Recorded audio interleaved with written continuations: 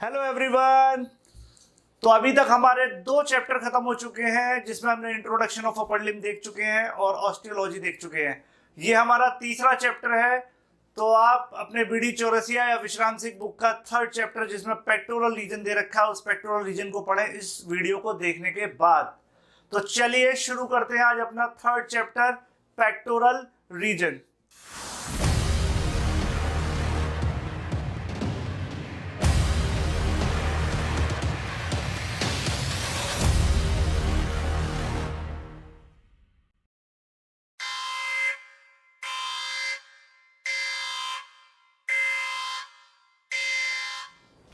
तो शुरू करते हैं पेक्टोरल रीजन।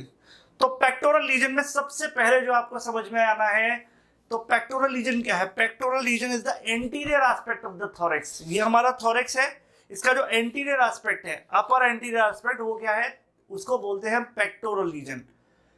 पेक्टोरल रीजन क्यों इंपॉर्टेंट है पढ़ना? तो अभी मैं बता दूं कि आगे के दोनों चैप्टर नंबर 3 के बाद चैप्टर नंबर 4 और चैप्टर नंबर 5, वो तीनों के तीनों शोल्डर जॉइंट के आसपास की बातें करेंगे आपसे। पहले हम पेक्टोरल के बारे में पढ़ेंगे, फिर पेक्टोरल से हम साइड में और नीचे की तरफ जाएंगे तो अगले चैप्टर का नाम है एक्सिला, और एक्सिला से पीछे की तरफ पहुंच जाएंगे, that is back of the shoulder region. तो ये 3 टॉपिक एक साथ पढ़े जाते हैं। इसके बाद फिर अगला चैप्टर जो अपना होता है वो है शोल्डर जॉइंट।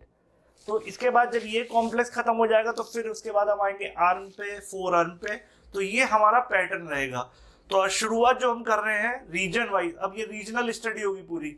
अब यहाँ पर हम केवल क्या पढ़ेंगे आज? केवल पेक्टोरल, यहाँ पर क्या सिस्टम है, कौन सी मसल है, कौन सा स्ट्रक्चर है, कौन सी नर्व है, ये सब देखेंगे। फिर हम एक्सिला में आएंगे, उसके बाद बैक, और फिर फाइनली यहाँ का जो जॉइंट है शोल्डर जॉइंट, उसकी स्टडी करेंगे। तो चलिए शुरू करते हैं। जैसा कि मैंने बताया अभी, पेक्टोरल रीजन देखिए यहाँ पर, ये थोड़ा फनी लगेगा, ये पेक्टोरल रीजन को मूव कर रहा है। कौन सी मसल? पेक्टोरलिस मेजर, ठीक है। ये मेन मसल है यहाँ पर जिसको ये कॉन्ट्रैक्ट कर रहा है, ठीक है। और यहाँ पर हम देखते हैं कि इस डायग्राम में अगर मैं इतने कंपोनेंट को लूं तो ये पेक्टोरल रीजन को बता रहा है। इसी का ये जो एक्सटेंशन है इट इज एक्सिला। तो कहीं ना कहीं ये इसी के पोर्शन में आएगा, लेकिन स्टडी के लिए हम इसको अलग से पढ़ेंगे। स्टडी के लिए हम इस रीजन को अलग पढ़ेंगे, सामने वाले को अलग और इसके पीछे वाले को अलग। तो 3 चैप्टर इस तरीके से हमें पढ़ने होते हैं। तो चलिए पेक्टोरल रीजन की शुरुआत करते हैं।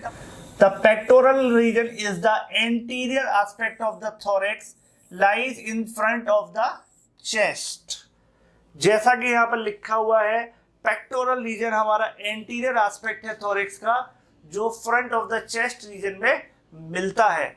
सेकंड बात ये क्या बताता है इस रीजन के बारे में? It essentially consist of structures which connect the upper limb to the anterolateral chest wall. तो आप यहां पर देख सकते हैं कनेक्शन कहां पर बन रहा है? कनेक्शन इस आर्म का बन रहा है, कहां पर? इसके साथ, अटैचमेंट पॉइंट, ठीक है। किसके साथ? Upper limb to the anterolateral. तो ये एंटीरो, ये मीडियल साइड है, ये लेटरल साइड है। तो अपर लिम्ब को एंटीरोलेटरल साइड से कनेक्ट करने का काम कौन से रीजन में हो रहा है? स्पेशली पेक्टोरल रीजन में, जिसका मूवमेंट ये बॉडी बिल्डर दिखा रहा है, ठीक है। इसके बाद बात करते हैं the important structures are present in this region. अब इस रीजन में इंपॉर्टेंट स्ट्रक्चर कौन कौन से हैं? तो देखिए मेन तो यहाँ पर मसल्स हैं, इसके बाद तो रिब्स हैं। तो रिब्स तो हम थोरैक्स में पढ़ेंगे जब लंग्स वगैरह बारे पढ़ेंगे। तो इस रीजन को जो कवर करती है, यानी वो कौन सी मसल है जो आर्म को इससे कनेक्ट करके रखती हैं? तो एक तो muscles that connect upper limb to the anterolateral part of the chest, ठीक है, upper limb to the anterolateral aspect of the chest. और दूसरा, मेल्स के केस में तो मेमोरी ग्लैंड ज्यादा डेवलप नहीं होती, लेकिन फीमेल्स के केस में यहाँ पर स्ट्रक्चर होता है जिसको ब्रेस्ट बोलते हैं या मेमोरी ग्लैंड बोलते हैं, वो भी इसी रीजन में पाया जाता है, ठीक है। अब देखते हैं यहाँ पर the muscles that connect the upper limb with the anterolateral chest wall, पहला पॉइंट, एंड द ब्रेस्ट, और we can say mammary glands lies in this region which secretes milk in the female, ठीक है। तो इसका काम क्या है breast का? Breast basically developed mammary gland है, जबकि हमारे मेल्स के केस में ये डेवलप नहीं होती, ठीक है, रूडिमेंट्री होती है, इसीलिए ये पॉइंट आपको याद रखना है। अब बात करते हैं सरफेस लैंडमार्क्स की, यानी वो कौन कौन से फीचर्स हैं जो हम एक्सटर्नली इस रीजन पर या पेक्टोरल रीजन पर हम देख सकते हैं या टच करके फील कर सकते हैं। तो पेक्टोरल रीजन में अगर आप ध्यान से देखें तो सबसे पहला स्ट्रक्चर आप क्या देखते हो, यहाँ पे शुरुआत जहां से होगी इस बॉर्डर की, तो ये मेन सबसे कौन है, बोन है, कौन सी, क्लेविकल, है ना। तो सरफेस लैंडमार्क इस रीजन को डिफाइन करेंगे कि हम किस रीजन से किस रीजन तक पढ़ने वाले हैं, पेक्टोरल रीजन में कौन कौन से ऐसे फीचर्स हैं जो हमको याद रखने हैं, ठीक है। अब यहां पर एक एक करके देखते जाएंगे और इस डायग्राम में उसको देखते जाएंगे।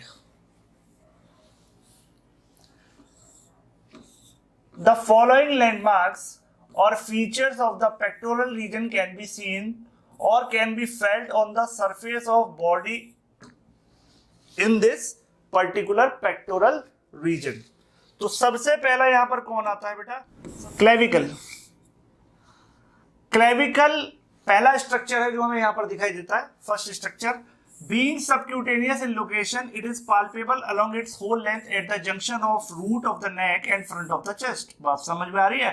तो यहाँ पे हमें पता चलता है कि ये नेक रीजन है, ये नेक है, और ये चेस्ट रीजन है, यहाँ पर ये चेस्ट रीजन है। तो यहाँ पर जंक्शन पे क्या मिलता है हमको, क्लेविकल बोन, ठीक है, ये हमको क्लेविकल मिलती है।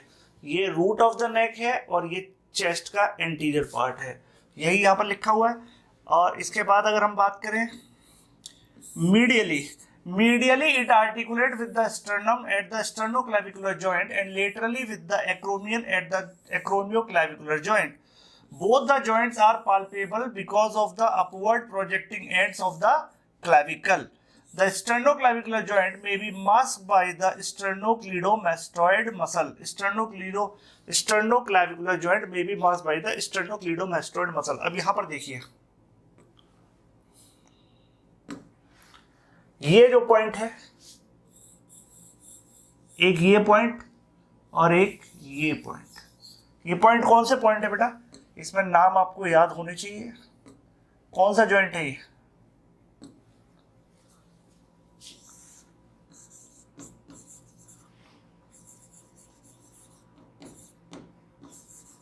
एक्रोमियोक्लेविकुलर जॉइंट, और ये स्टर्नो क्लेविकुलर जॉइंट, ठीक है। और ये क्या लिखा है इसमें, द स्टर्नोक्लेविकुलर जॉइंट में बी मास्ड बाय द स्टर्नोक्लीडोमास्टॉइड। तो यहां पर एक मसल होती है ऊपर की तरफ, नेक की तरफ जो जाती है, स्टर्नोक्लीडोमास्टॉइड, तो उसमें ये थोड़ा सा ये इसको मास्क कर लेगा या छुपा देगी, ये जो मसल है ये, ठीक है। ये जो मसल दिखती है साइड से देखने पर, ये जो कॉलम दिखता है, तो ये बेसिकली कौन सी मसल, स्टर्नोक्लीडोमास्टॉइड। ये इस जॉइंट को थोड़ा सा कवर कर लेती है तो उतना फील नहीं होता, बाकी ये दोनों जॉइंट अपने को फील होते हैं।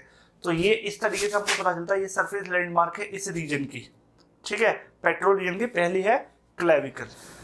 इसके बाद जो दूसरा स्ट्रक्चर आता है उसको बोलते हैं हम स्टर्नल सुप्रास्टर्नल नॉच, उसको बोलते हैं सुप्रास्टर्नल नॉच, और बोल सकते हैं इंटरक्लेविकुलर नॉच, ठीक है। और तीसरी चीज यहाँ पर आती है उसको बोलते हैं स्टर्नल एंगल और एंगल ऑफ लुइस। देखते हैं क्या क्या है sternal angle, angle of Louis. तो पहले देखते हैं इसमें सुप्रास्टर्नल नॉच, और वी कैन से इंटरक्लेविकुलर और जुगुलर नॉच, ठीक है। तीन नाम हो सकते हैं, सुप्रास्टर्नल नॉच, इंटरक्लेविकुलर और जुगुलर नॉच, ठीक है। ये पॉइंट याद रखना है आपको।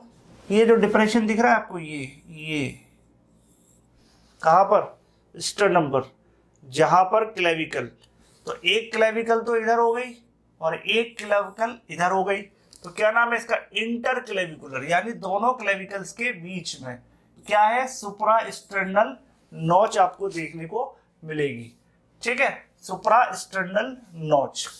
तो ये यहाँ पर हम हाथ से, यहाँ पर ये टाई दिख रही है, यहाँ पर इसके नीचे यहाँ पर प्रेस करके देखेंगे तो एक गड्ढा सा दिखेगा, ठीक है, that is supra external notch. तो वो भी एक बाउंड्री डिसाइड करता है।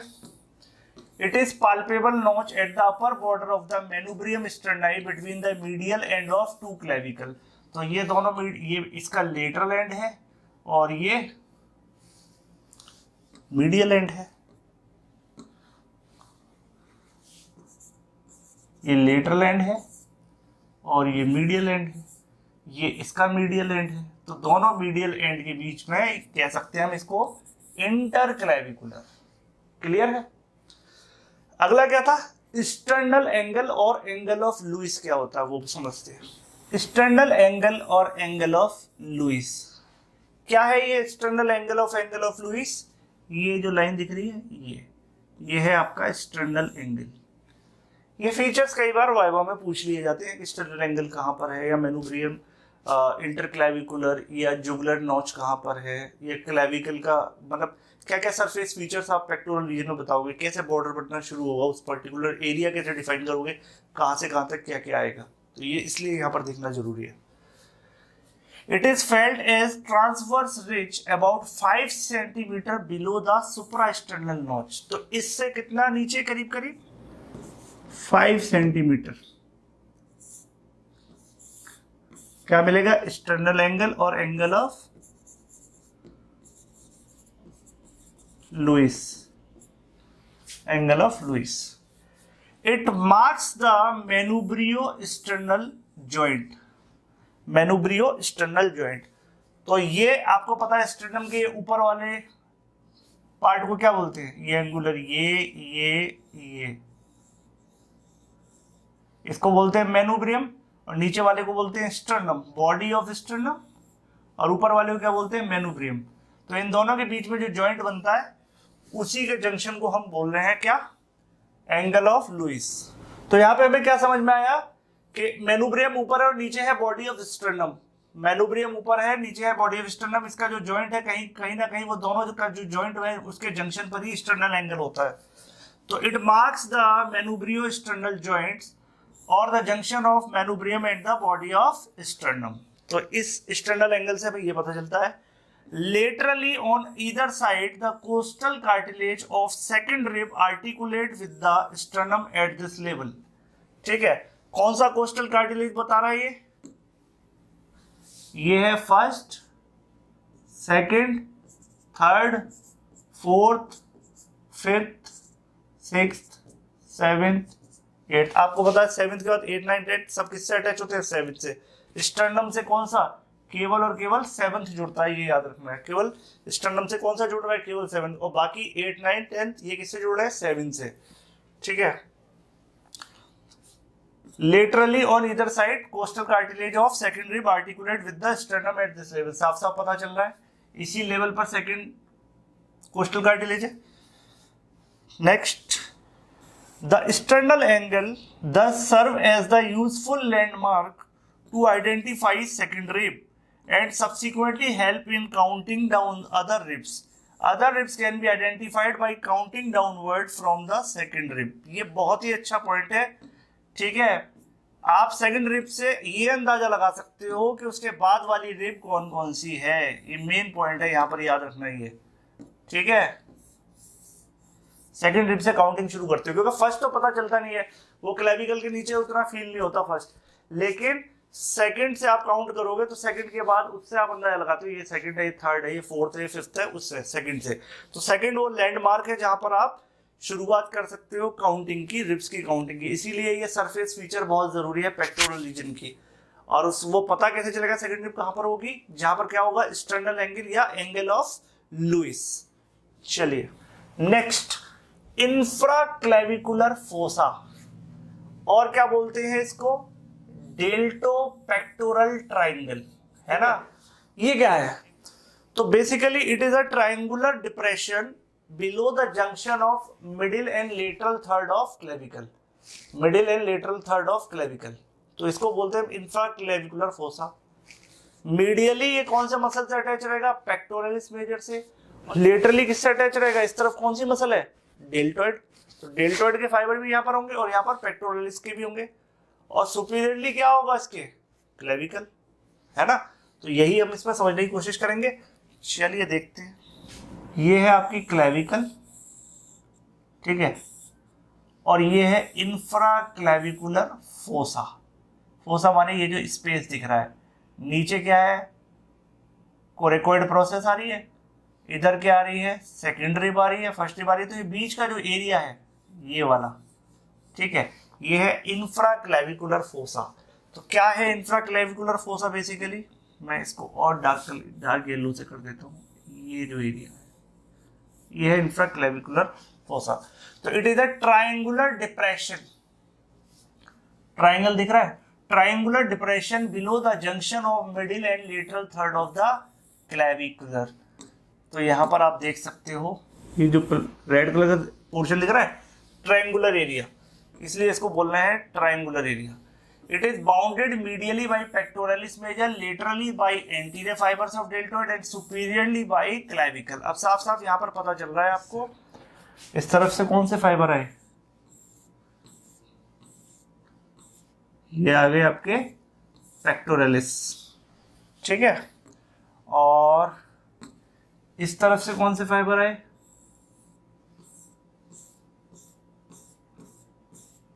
शोल्डर के कौन से आए, कौन सी, डेल्टोइड। और ऊपर कौन है भाई, ऊपर कौन है, क्लेविकल, ठीक है। इसीलिए ये जो ट्राइंगुलर एरिया है इसको बोलते हैं डेल्टो पेक्टोरल ट्राइंगल, यानी एक तरफ से डेल्टोइड मसल, दूसरी तरफ से पेक्टोरल और ऊपर से क्लेविकल। तो क्लेविकल के नीचे इसलिए इंफ्रा क्लेविकुलर फोसा भी इसको बोला जा सकता है। तो ये जो डिप्रेशन हम हाथ से फील करते हैं यहाँ पर इस जगह पर, ये इंफ्रा क्लेविकुलर फोसा, तो इसकी सही डेफिनेशन ये होती है, ठीक है। और क्या फील कर सकते हैं आप सरफेस फीचर में, फोर्थ तो हो गई है, इसके बाद आप क्या फील कर सकते हैं, ठीक है, कोरेकोइड प्रोसेस। कोरेकोइड प्रोसेस कहां पर है, ये क्लेविकल के नीचे, है ना, और किसका पार्ट है ये, स्कैपुला का।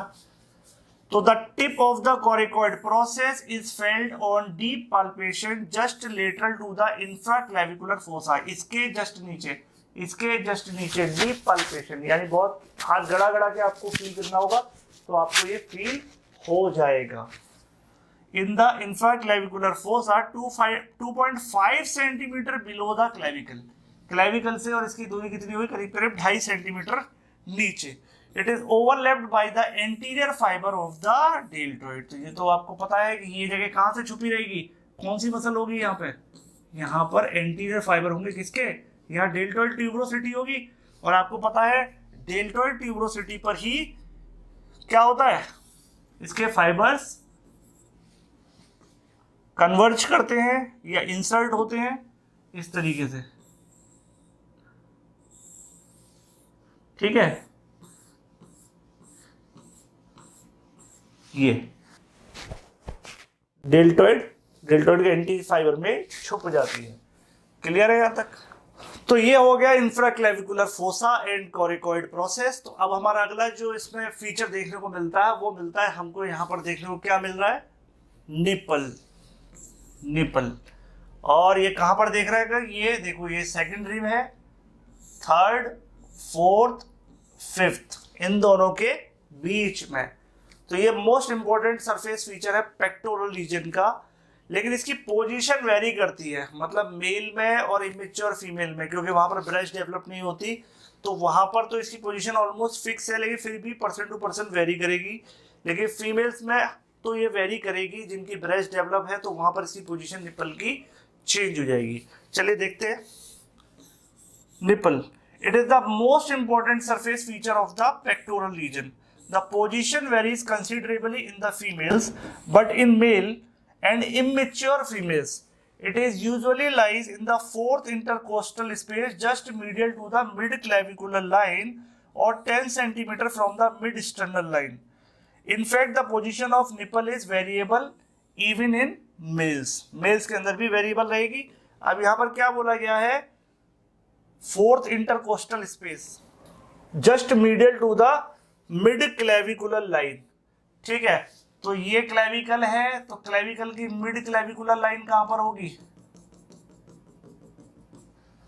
इसके ये लेटरल हो गया, तो ये मीडियल हो गया, तो इसके मीडियल ही मिलेगी। और क्या लिखा है दूसरी line? 10 centimetre for the mid sternal line, ये हो गई मिड स्टर्नल लाइन। इससे कितना? 10 सेंटीमीटर। तो दोनों क्राइटेरिया आप याद रख सकते हैं, मिड क्लेविकल के मीडियली, और अगर स्टर्नल के बोला जाए तो स्टर्नल से 10 centimetre laterally right and left side में, है ना। मिड स्टर्नल लाइन से लेटरली, मिड क्लेविकुलर से मीडियली, इस तरीके से आप याद कर सकते हैं इसको। तो ये हमारे पास 6 फीचर्स हो गए। Next is epigastric fossa. Epigastric fossa, और जिसको हम बोल सकते हैं पिट ऑफ स्टमक, ये कहां पर है? इंफ्रास्टर्नल एंगल, यानी स्टर्नम के, जो स्टर्नम है हमारा, उसके नीचे वाला जो एंगल है, जो जीफॉइड प्रोसेस होती है, मतलब स्टर्नम का जस्ट लास्ट वाला पॉइंट, जो पॉइंटेड पोर्शन है, जिसको बोलते हैं xiphoid process. It is bounded by 7th costal cartilage. दोनों तरफ से ये जो गड्ढा यहाँ पर बैठा रहता है ना, यहाँ पर जब कभी फील करते हैं तो प्रेस करने पर आगे पीछे होता है, ठीक है, तो वो जो गड्ढा दिखता है ना, दैट इज एपिगैस्ट्रिक फोसा। ठीक, इसके अलावा और क्या हो सकता है, और क्या फीचर दिख रही है आपको? एक्रोमियन ऑफ स्कैपुला हो सकता है, और मसल हो सकती है डेल्टोइड, जो विजिबल है इसी एरिया में, क्योंकि डेल्टोइड आगे से इतने पोर्शन को कवर कर रही है। चलिए देखते हैं। तो एपिगैस्ट्रिक फोसा और पिट ऑफ स्टमक, ये है आपकी जीफॉइड प्रोसेस। ये है जो हम बात कर रहे हैं ना, यहां पर एक डिप्रेशन होता है, ठीक है।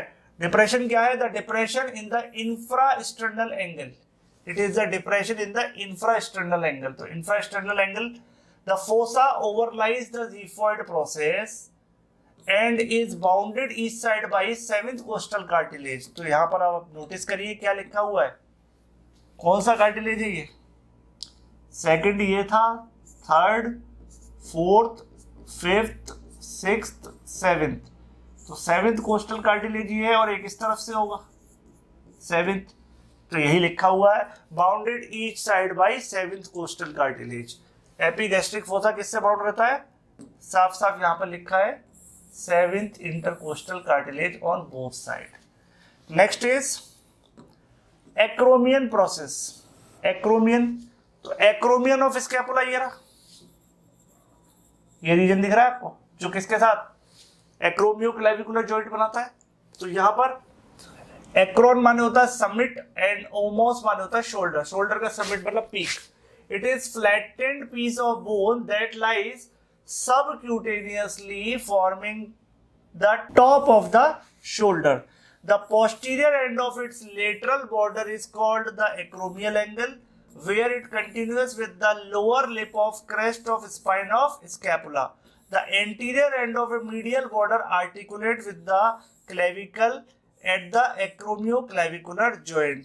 अब ये सारी चीजें आप ऑस्टियोलॉजी में पढ़ चुके हैं, इसलिए अब कुछ टफ नहीं लग रहा होगा।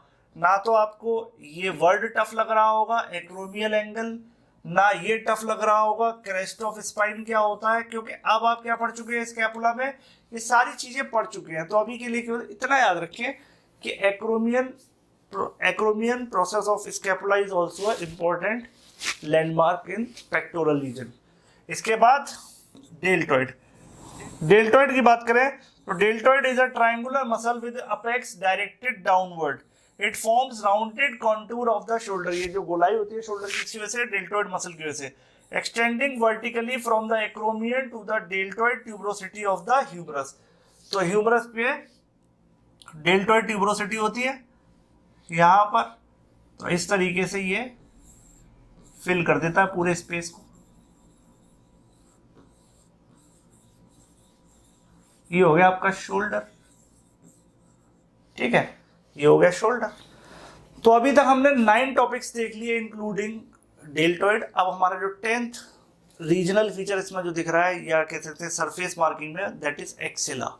एक्सिला अपने आप में अलग चैप्टर है, उसको हम अगले चैप्टर में पढ़ेंगे, लेकिन थोड़ा सा इसमें दे रखा है क्योंकि ये बाउंड्री तय करता है हमारे पेक्टोरल रीजन की एक्सिला, इसलिए ये यहाँ पर ही समझना जरूरी है। पेक्टोरल रीजन का जो ये जो लेटरल पोर्शन जा रहा है डिप्रेशन में, यही है हमारा आर्मपिट या एक्जिला। तो ये भी एक इंपॉर्टेंट फीचर है। The armpit is a pyramid shaped between the arm and the chest. When arm is raised or abducted, the floor of axilla rises. The anterior and posterior fold stands out and the space become more prominent.